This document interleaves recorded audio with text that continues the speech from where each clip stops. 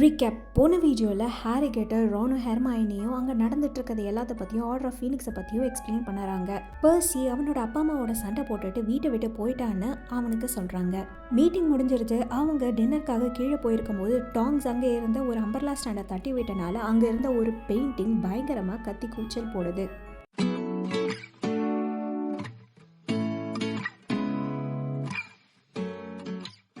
Chapter 5 the order of Phoenix part 1. உங்களுடைய அப்படின்னு Harry கேட்குறான். ஆமாம், என்னோட அம்மா தான்.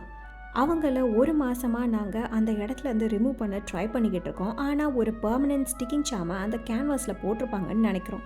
சரி, நம்ம கீழே போகலாம், திரும்பவும் எல்லாரும் எந்திரிச்சிட போகிறாங்க அப்படின்னு அவர் சொல்கிறாரு. ஆனால் உங்கள் அம்மாவோட போர்ட்ரேட் இங்கே என்ன பண்ணிக்கிட்டு இருக்கு அப்படின்னு ஹாரி கேட்குறான். அவங்க படிக்கட்டில் கீழே இறங்கி போய்கிட்டு இருக்காங்க.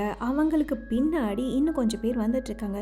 யாரும் உங்ககிட்ட சொல்லலையா இது என்னோட அப்பா அம்மாவோட வீடு அப்படின்னு சீரியஸ் சொல்கிறாரு. நான் தான் கடைசி பிளாக், அதனால் இப்போது என்னோடது. நான் டம்பிள்டோருக்கு இதை ஹெட் குவார்ட்டர்ஸாக யூஸ் பண்ண கொடுத்துருக்கேன். அது மட்டும்தான் என்னால் யூஸ்ஃபுல்லாக பண்ண முடிஞ்ச ஒரே விஷயம் அப்படின்னு சீரியஸ் சொல்கிறாரு. ஹாரி இதை விட நல்லா அவனை வெல்கம் பண்ணுவாங்கன்னு நினச்சிக்கிட்டு இருந்தவன் சீரியஸோட வாய்ஸில் இருந்த வருத்தத்தை கேட்க முடிஞ்சது. அவன் சீரியஸை ஃபாலோ பண்ணி கீழே போகிறான். அங்கே பேஸ்மெண்ட்டில் ஒரு கிச்சன் இருந்தது. அதுவும் மேலே இருந்த ரூம்ஸ் மாதிரி தான் இருட்டாக இருந்தது. அந்த ரூமோட எண்டில் ஒரு பெரிய ஃபயர் பிளேஸ் இருந்தது. அங்கேருந்து தான் நிறைய வெளிச்சம் வந்தது. மேலே இருக்கிற கருப்பான சீலிங்கில் இருந்து நிறைய பாட்ஸ் அண்ட் பேன்ஸும் தொங்கிட்டு இருந்தது. அங்கே ஒரு நீளமான உடன் டேபிள் இருந்தது. அது சுற்றிலும் நிறைய சேர்கள் இருந்தது. மீட்டிங் நடந்து முடிஞ்சனால அந்த டேபிள் மேலே நிறைய ரோல்ஸ் ஆஃப் பார்ச்மெண்ட்டும் அங்கங்கே ஒயின் கிளாஸஸும் இருந்துச்சு. டேபிளோட ஒரு எண்டில் மிஸ்டர் வீஸ்லியும் அவரோட மூத்த பையனான பில்லும் பேசிக்கிட்டு இருக்காங்க. மிஸ்ஸஸ் வீஸ்லி அவங்களோட தொண்டையை சரி பண்ணுறாங்க. அவங்களோட ஹஸ்பண்ட் மிஸ்டர் வீஸ்லி நிமிர்ந்து பார்த்துட்டு அப்புறம் எந்திரிக்கிறாரு. ஹாரி அப்படின்னு மிஸ்டர் வீஸ்லி சொல்லிட்டு உன்னை பார்த்ததுல ரொம்ப சந்தோஷம் அப்படின்னு சொல்லி அவனோட கையை குலுக்கிறாரு. அவருக்கு பின்னாடி ஹாரியால் பில்லை பார்க்க முடிஞ்சது. அவனோட முடியை இன்னும் ஒரு போனிடெயிலில் தான் போட்டு இருக்கான். அவன் வேக வேகமாக நீளமாக இருந்த பார்ச்மெண்ட்ஸ் எல்லாத்தையும் உருட்டிகிட்டு இருக்கான். ஜேர்னி ஆல்ரைட் ஹாரி அப்படின்னு பில் கேட்குறான். மேடை உன்னை கிரீன்லேண்ட் வழியாக வர வைக்கலையா அப்படின்னு அவன் சிரிச்சுட்டே கேட்குறான். ஓ, அவர் ட்ரை பண்ணாரு அப்படின்னு டாங் சொல்லிட்டு பில் கிட்ட போய் அங்கே இருந்த பார்ச்மெண்ட்டை உருட்ட ட்ரை பண்ணறா. ஆனால் அந்த நேரத்தில் அவள் பக்கத்தில் இருந்த கேண்டிலை தள்ளி விட்டுடுறா.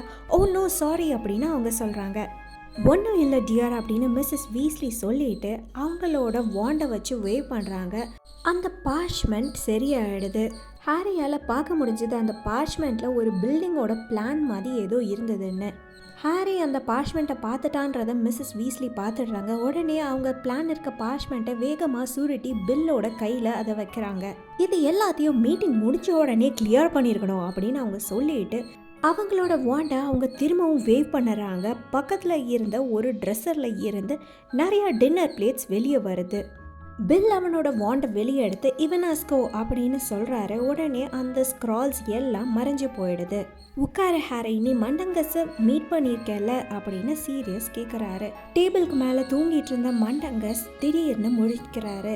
யாராவது என் பேரை சொன்னீங்களா? நான் சீரியஸோட அக்ரி பண்ணுறேன் அப்படின்னு அவரோட கையை தூக்கி ஓட் பண்ணுற மாதிரி சொல்லிட்டு அவர் சுற்றி முற்றி பார்க்குறாரு.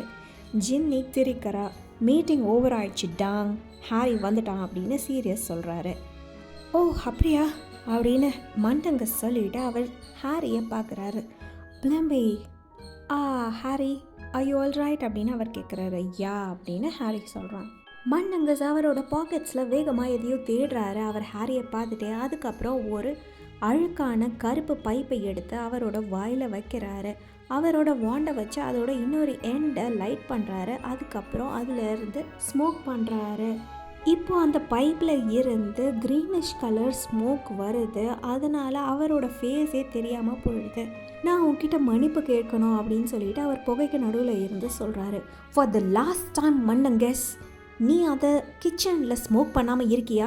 ஓ ரைட், சாரி மொலி அப்படின்னு மண்டங்க சொல்லிட்டு அவரோட பைப் அவரோட பாக்கெட்டில் வைக்கிறாரு. புகை மறைஞ்சிடுது. ஆனால் அழுக்கு பிடிச்ச சாக்ஸை யாரோ எரிச்ச மாதிரியான ஸ்மெல் இன்னும் இருந்துகிட்டே தான் இருந்தது. நைட்டுக்கு முன்னாடி டின்னர் வேணும்னா நீங்கள் எனக்கு ஹெல்ப் பண்ணி தான் ஆகணும் அப்படின்னு மிஸ்ஸஸ் வீஸ்லி அந்த ரூமில் இருந்தவங்கள பார்த்து சொல்கிறாங்க. இல்லை ஹாரி, நீ ரெஸ்ட் எடு, நீ ரொம்ப தூரம் ட்ராவல் பண்ணி வந்திருக்க அப்படின்னு அவன் எந்திரிக்கிறத பார்த்து சொல்கிறாங்க. நான் என்ன பண்ணட்டும் மிஸ்ஸஸ் வீஸ்லி அப்படின்னு டாங்ஸ் முன்னாடி வந்து கேட்குறாங்க. மிஸ்ஸஸ் வீஸ்லி கொஞ்சம் தயங்குறாங்க. அதுக்கப்புறம் நீயும் ரொம்ப தூரம் ட்ராவல் பண்ணி தானே வந்த டாங்ஸ், நீயும் ரெஸ்ட் எடு அப்படின்னு சொல்கிறாங்க. இல்லை நான் ஹெல்ப் பண்ணணும் அப்படின்னு ஆர்வத்தில் டாங்ஸ் முன்னாடி வராங்க. அந்த நேரத்தில் அவங்க ஒரு சேரை தட்டி விட்டுடுறாங்க. கொஞ்ச நேரத்தில் காய்கறிகளும் மாமிசமும் அதுவாக கட் ஆகிக்கிட்டு இருந்தது. மிஸ்டர் வீஸ்லி அதை பார்த்துக்கிட்டு இருக்காரு. மிஸ்ஸஸ் வீஸ்லி ஃபயருக்கு மேலே ஒரு கால்டனை தொங்க விட்டு அதில் கிளறிக்கிட்டு இருந்தாங்க. மற்றவங்கெல்லாம் பேண்ட்ரியிலேருந்து நிறையா பிளேட்ஸும் நைஃப்ஸும் ஃபோக்ஸும் ஸ்பூன்ஸும் எடுத்துட்டு டேபிள் மேலே வச்சுக்கிட்டு இருந்தாங்க. ஹாரி சீரியஸோடையும் மண்டங்கஸோடையும் டேபிளில் உட்கார்ந்து இருந்தான். மண்டங்கஸ் இன்னும் அவனை தான் உத்து பார்த்துக்கிட்டு இருந்தாரு. ஃபிகியை பார்த்தியா அதுக்கப்புறம் அப்படின்னு கேட்குறாரு. நான் யாரையுமே பார்க்கல அதுக்கப்புறம் அப்படின்னு ஹாரி சொல்லறான். நான் அன்னைக்கு போயிருந்திருக்க மாட்டேன் ஆனா அப்படின்னு அவர் சொல்லிட்டு அவரோட குரலை கம்மி பண்றாரு. ஒரு நல்ல பிஸ்னஸ் ஆப்பர்ச்சுனிட்டி வந்தது அப்படின்னு சொல்றாரு. ஹாரி அவனோட கால் கிட்ட ஏதோ அவனை தடவன மாதிரி இருந்துச்சு. அவன் டக்குன்னு எந்திரிக்கிறான். அப்புறம் கீழே பார்த்தா க்ரூக்ஷங்ஸ் தான். அது அவனை உரசிட்டு சீரியஸ் மேலே ஏறி அவரோட மடியில படுத்துக்குச்சு. சீரியஸ் அதை ஆப்சன்ட் மைண்டடா தடவி கொடுத்துக்கிட்டு இருக்காரு. இது வரைக்கும் உன்னோட சம்மர் ஹாலிடேஸ் எப்படி போச்சு அப்படின்னு அவர் ஹாரி கிட்ட கேட்குறாரு. ரொம்ப மோசமா போச்சு அப்படின்னு ஹாரி சொல்லறான். சீரியஸோட முகத்துல லைட்டா ஒரு சிரிப்பு வந்த மாதிரி ஹாரிக்கு தோணுச்சு. நீ எதுக்கு தான் இதெல்லாம் பத்தி கம்ப்ளைண்ட் பண்றியோ அப்படின்னு சீரியஸ் சொல்லறாரு.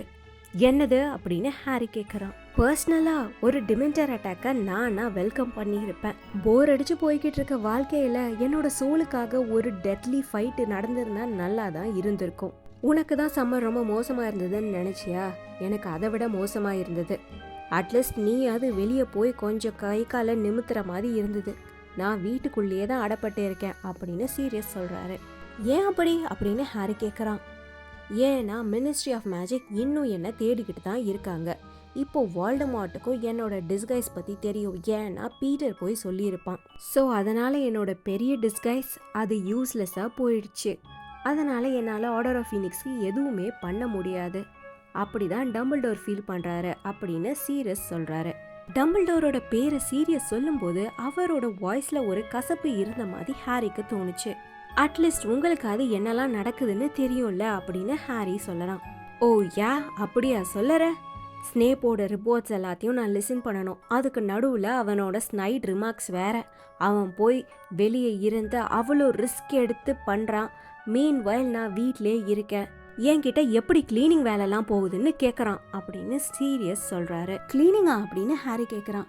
இந்த வீட்டை மனுஷங்க வாழ்கிற அளவுக்கு தகுதிப்படுத்தணும்ல அப்படின்னு சீரியஸ் சொல்கிறாரு. 10 வருஷமா இங்கே யாருமே இல்லை. என்னோட அம்மா இறந்ததுல இருந்து அந்த ஹவுஸ் ஹெல்ப் ஒன்று இருக்கு. ஆனால் அதுக்கு மரக்கழுந்து போய் அது ஒரு வேலையும் பண்ணாமல் க்ளீன் பண்ணாமல் வீடு அப்படியே கடந்து போச்சு அப்படின்னு அவர் சொல்கிறாரு. சீரியஸ் அப்படின்னு மண்டங்கஸ் அவங்க 2 பேர் பேசினதுல ஒரு வார்த்தை கூட கேட்காம இது நிஜமூலே சில்வரா அப்படின்னு கேட்குறாரு. ஆமாம் காப்ளின் ராத் சில்வர், அதில் பிளாக் கிரஸ்ட் வேற இருக்கும் பாருங்களேன் அப்படின்னு அவர் சொல்கிறாரு. அது தேய்ச்சா அழிஞ்சிரும்ல அப்படின்னு சொல்லிட்டு அவர் அவரோட ட்ரெஸ்ஸை வச்சு அந்த காப்லெட்டை தேய்க்கிறாரு. ஃப்ரெட், ஜார்ஜ், நோ, அதை கையில் தூக்கிட்டு வாங்க போதும் அப்படின்னு மிஸ்ஸஸ் வீஸ்லி கத்துறாங்க. மன்னங்கஸ், ஹாரி, சீரியஸ் 3 பேரும் அந்த சைட் திரும்பி பார்த்துட்டு அடுத்த செகண்ட் 3 பேரும் டேபிள்ல இருந்து டைவ் பண்ணி போயிடுறாங்க. ஏன்னா ஃப்ரெட் அண்ட் ஜார்ஜ் ஒரு பெரிய கால்டன் ஆஃப் சூடா இருக்கிற ஸ்டூவையும் ஒரு பெரிய கார்டன் ஆஃப் பட்டர் பீரையும் ஒரு ஹெவியான பிரெட் போர்டு நைஃபோட காத்துல மிதக்க வச்சு கொண்டு வராங்க. அந்த ஸ்டூ டேபிள்ல உரசிக்கிட்டே வந்து கிட்டத்தட்ட எட்ஜில் வந்து ஸ்டாப் ஆயிடுச்சு. பட்டர் பீர் கேஸ் டேபிள் மேல விழுந்து கிராஷ் ஆயிடுச்சு. பிரெட் போர்ட்ல இருந்து நைஃப் நழுவி டேபிள் மேல குத்தி நிக்குது. சீரியஸோட கை ஒரு சில செகண்ட்ஸ் முன்னாடி அந்த இடத்துல தான் இருந்துச்சு. ஃபார் ஹெவன்ஸ் சேக், அதுக்கு அவசியமே இல்ல. ஜஸ்ட் பிகாஸ் நீங்க இப்ப மேஜிக் பண்ணலான்றதுக்காக இப்படியெல்லாம் பண்ணணும்ன்ற தேவையே இல்ல. ஒவ்வொரு சின்ன விஷயத்துக்கும் வாண்ட் எடுக்கிறதா அப்படின்னு மிஸ்ஸஸ் வீஸ்லி கத்துறாங்க. நாங்க கொஞ்சம் டைமை தான் சேவ் பண்ணணும்னு நினைச்சோம் அப்படின்னு ஃப்ரெட் சொல்லறான். அவன் டேபிள் மேல குத்தி இருந்த நைஃபை கையில எடுத்துட்டு சாரி சீரியஸ், நாங்க அதை பார்க்கல அப்படின்னு சொல்லறான். ஹாரி, சீரியஸ் 2 பேருமே இப்போ பயங்கரமா சிரிச்சுக்கிட்டு இருக்காங்க. மண்டங்கஸ் அவரோட சேர்ல இருந்து கீழே விழுந்ததால அவர் திட்டிக்கிட்டே எந்திரிச்சு நிக்கிறாரு. க்ரூக்ஷாங்ஸும் கோவமா இப்போ ட்ரெஸ்ஸருக்கு அடியில போய் ஒளிஞ்சுக்குச்சு. பாய்ஸ் அப்படின்னு மிஸ்டர் வீஸ்லி சொல்லிட்டு, உங்க அம்மா சொல்றது சரிதான், இப்போ நீங்க பெரிய பசங்களா ஆயிட்டீங்க, கொஞ்சம் ரெஸ்பான்சிபிளா இருங்க அப்படின்னு அவர் சொல்றாரு. இந்த மாதிரி பிரச்சனை உங்க அண்ணன்களோட வந்ததே கிடையாது. ஒவ்வொரு சில அடிகளுக்கும் பில் அப்பரேட் பண்ணிட்டே இல்ல. சார்லியும் பாக்குறது எல்லாத்தையும் சாம் பண்ணவே இல்ல. அப்புறம் பர்சி அப்படின்னு அவங்க ஆரம்பிச்சுட்டு திரும்பி மிஸ்டர் வீஸ்லிய பயத்தோட பாக்குறாங்க. அவரோட முகம் இப்போ எக்ஸ்பிரஷன் இல்லாம ஆயிடுச்சு. சரி சரி எல்லாரும் சாப்பிடுவோம் அப்படின்னு பில் சட்டுன்னு சொல்றாரு. இத பாக்குறதுக்கே ரொம்ப அருமையா இருக்கு மாலி அப்படின்னு லூபின் சொல்லிட்டு ஒரு பவுல்ல ஸ்டூவை ஊத்தி அத மிஸ்ஸஸ் வீஸ்லி கிட்ட கொடுக்கறாரு. ஒரு சில நிமிஷங்களுக்கு அமைதியா இருந்துச்சு. எல்லாரும் சாப்பிடுற அந்த ஃபோர்க் சத்தத்தை தவிர வேற எந்த ஒரு சத்தமும் இல்ல.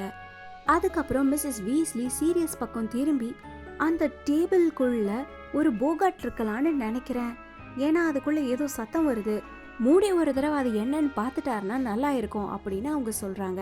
நீங்க என்ன நினைக்கிறீங்களோ அதையே பண்ணுங்க அப்படின்னு சீரியஸ் எந்த ஒரு எக்ஸ்பிரஷனும் இல்லாம சொல்றாரு. அப்புறம் அந்த கர்டன்ஸ் அதுல ஃபுல்லா டாக்ஸிஸ் இருக்கு, அது சரி செய்ய நாளைக்கு நம்ம ட்ரை பண்ணுவோம் அப்படின்னு அவங்க சொல்றாங்க. அதை பண்றதுக்கு நானும் ஆர்வமா இருக்கேன் அப்படின்னு சீரியஸ் சொல்றாரு. அவர் சர்காஸ்டிக்கா அதை சொன்ன மாதிரி ஹாரிக்கு தோணுது.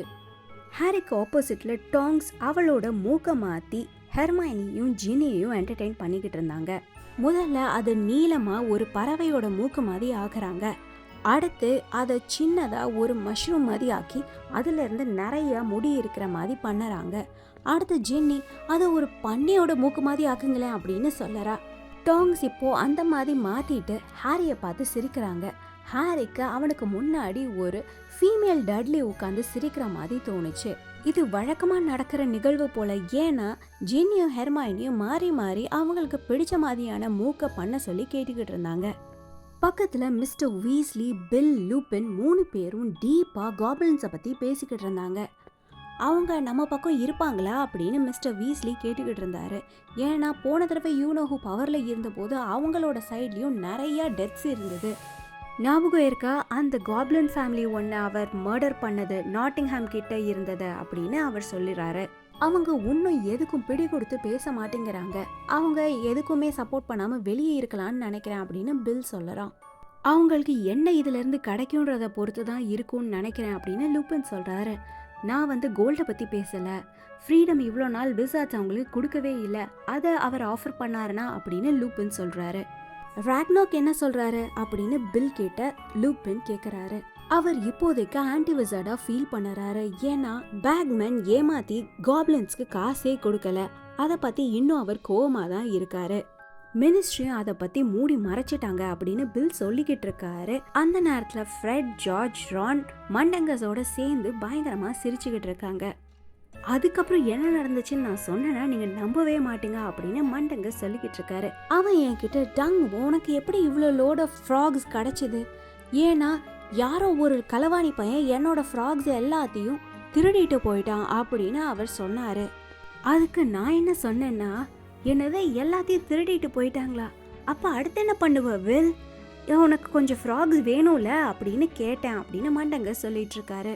அப்புறம் நீங்க நம்புவீங்களான்னு தெரியல தம்பிங்களா, ஏன்னா அந்த லூசு பையன் என்ன பண்ணானா அவனோட ஃப்ராகையே என்கிட்ட இருந்து திரும்ப அதை விட நிறைய காசு கொடுத்து வாங்கிக்கிட்டான் அப்படின்னு மண்டங்க சொல்றாரு.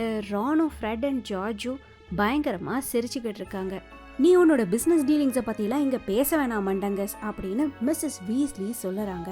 மன்னிச்சுக்குங்க மாலி, ஆனா முதல்ல வில் அத வார்டி ஹாரிஸ் கிட்ட இருந்து தான் திருடான், அதனால நான் திருடினதுல ஒன்றும் தப்பு இல்லை அப்படின்னு அவர் சொல்றாரு. நீ எங்க இருந்தது எது சரி தவறுன்னு கத்துக்கிட்டேன்னு தெரியல மண்டங்கஸ், ஆனா நீ நிறைய தப்பா கத்துக்கிட்ட அப்படின்னு மிஸ்ஸஸ் வீஸ்லி சொல்றாங்க. அவங்க ஒரு ரூஹா பையை எடுத்துட்டு எல்லாருக்கும் சர்வ் பண்றாங்க. ஹாரி திரும்பி சீரியஸா பாக்குறான். சீரியஸ் மெதுவா, மாலி மண்டங்கஸை அப்ரூவ் பண்ணல, அதுவும் எஸ்பெஷலா உன்னை காட் பண்ணாம அன்னைக்கு விட்டதுக்கு அவங்க அவரை மன்னிக்கவே இல்லை அப்படின்னு சொல்றாரு. அவர் எப்படி ஆர்டர்ல அப்படின்னு சீரியஸ் கிட்ட ஹாரி கேட்குறான். அவர் ரொம்ப யூஸ்ஃபுல், எல்லா திருட்டு பயல்களையும் நல்லா தெரியும், ஏன்னா அவனே ஒரு திருடன் தான். நம்ம காதுகளுக்கெல்லாம் வராத விஷயம்லாம் அவனோட காதுக்கு வரும். டம்பிள்டோருக்கு ரொம்பவே விசுவாசமானவன், ஏன்னா அவர் அவனை ஒரு தடவை பயங்கர ஆபத்தான இடத்துல இருந்து காப்பாத்தினாரு. மாலி ஆனால் அவனை டின்னருக்கு உட்கார வைக்கிறதெல்லாம் சரியில்லைன்னு நினைக்கிறாங்க அப்படின்னு சீரியஸ் சொல்கிறாரு. 3 ஸ்லைஸ் ரூஹாப் பை சாப்பிட்டதுக்கப்புறம் ஹாரியோட ஜீன்ஸ் இப்போ ரொம்ப டைட்டாக இருக்குது. எல்லாரும் கம்ப்ளீட்டாக ரிலாக்ஸ்டாக இருக்காங்க. ஜின்னி கீழே இருக்கிற க்ரூக்ஷாங்ஸோட பட்டர் பீர் காக்ஸை தூக்கி போட்டு விளையாடிக்கிட்டு இருக்கா. தூங்குறதுக்கு நேரம் ஆயிடுச்சு, எல்லாரும் தூங்க போங்க அப்படின்னு மிஸ்ஸஸ் வீஸ்லி சொல்லறாங்க. இன்னும் இல்ல மாலி அப்படின்னு சீரியஸ் சொல்லிட்டு ஹாரியை திரும்பி பார்த்து, எனக்கு ஆச்சரியமா இருக்கு, நீ வந்த உடனே இதை தான் கேட்பேன்னு நினைச்ச, வால்டமார்ட் என்ன பண்றாருன்னு அப்படின்னு சீரியஸ் சொல்றாரு. சீரியஸ் அந்த கொஸ்டினை கேட்டதும் ரூம்ல இருந்த அட்மாஸ்பியர் அப்படியே மாறிடுச்சு. ஒரு சில நிமிஷங்களுக்கு முன்னாடி ரொம்ப ரிலாக்ஸ்டா எல்லாரும் தூங்குற நிலைமையில இருந்தவங்க இப்போ எல்லாரும் அலர்ட்டா கொஞ்சம் டென்ஸ்டா வேற இருக்காங்க. அதுக்கப்புறம் என்ன ஆச்சுன்றத நம்ம அடுத்த வீடியோல பார்ப்போம். இதோட இந்த வீடியோவை முடிச்சுக்கிறேன். உங்களுக்கு இந்த வீடியோ பிடிச்சிருந்தா ப்ளீஸ் லைக் பண்ணுங்க, ஷேர் பண்ணுங்க, சப்ஸ்கிரைப் பண்ணுங்க. தேங்க்யூ ஃபார் வாட்சிங்.